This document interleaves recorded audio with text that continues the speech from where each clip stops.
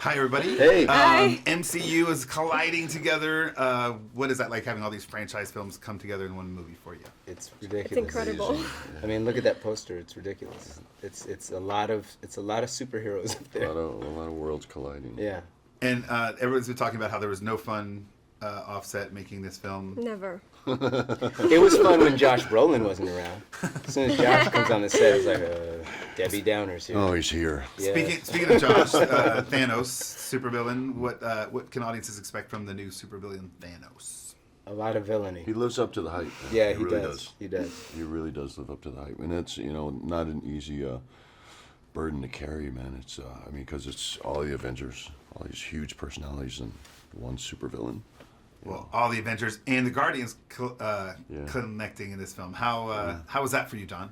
It was great. I mean, it was fun to get this infusion of new blood, and Tom Holland and Benedict and all of these characters coming from these different, their different worlds, and T'Challa, Black Panther in there. So in Deny, everybody just coming together for this one storyline is pretty epic. These are theatrical generic questions, and I have on here to ask you about Drax meeting Thor. I think right off the bat, Drax is, as well as the rest of Guardians, and as well as the rest of the Marvel Universe, is just super impressed with Thor, with everyone, just in awe of him. He's just like this god man. We just can't, and when we first meet him, we just can't get over how perfect he is. And Drax just wants to point it out over and over and over in just the most ridiculous ways of how handsome and perfect this specimen is. How proportional. And they're so proportional. And Mantis comes into this Avengers world for the first time with all the other Guardians. How was the experience for you, Pom? It was so much fun. The first day of shoot, we were shooting with Robert Downey Jr., Tom Holland, Chris Hemsworth, and the Guardians, and we're just all looking at each other and just, thinking, oh, wow, this is happening. It It's was crazy. It was fun. It was a fun scene. Yeah. Yeah, and I had to jump around. It was fun. She was on these ones. I was just like jumping. Oh, I love it.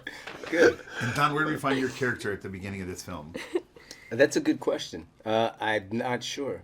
I know I'm in it, and I think I'm in more. I'm not sure how much of it I'm in, and we don't know. But we find him actually, coming back sort of to himself after what happened in the last film when we saw him in Civil War, and kind of having to negotiate these relationships again with these people that were kind of at odds. So it's good to have something to play and something deep that's happening as a counterpoint to all the fantastical stuff.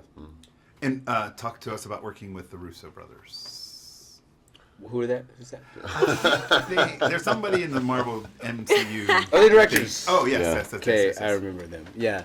It's like most directors that we work with. We just ignore them and do what we want. No, it was cool. It was very cool. They clearly have an understanding of this world, and they were working on it for 3 years, from the beginning to the end. And, it's just a huge undertaking, and but it's great to have, people that you can always turn to when you're kind of lost in all of this and say, where am I? Where do we come from? Where are we headed? What's the storyline? How is this connected to that? How did that reference this? And they're, always equipped with a good answer. And they're really interesting because they have a very clear vision, but they're also very open-minded. Yeah. Like they really give you a lot of freedom, and they're just really willing to hear what you think, especially if it's involving your character. Especially with us as a group, the Guardians, they were really just willing to let us just do our thing, man. And it was great. And they're also, I love them. Everything's a conversation with them. They're not, they always come on to talk to you. They're not screaming stuff at you all the time. But it's interesting to watch them interact with one another as well and see how their creative process works. Yeah, that's true. So I'm also supposed to ask you to boil this experience down into one word. Hopefully it's a good word. I mean, I feel like I say that all the time. It's exciting, but I feel like I'm excited about so many things about this movie.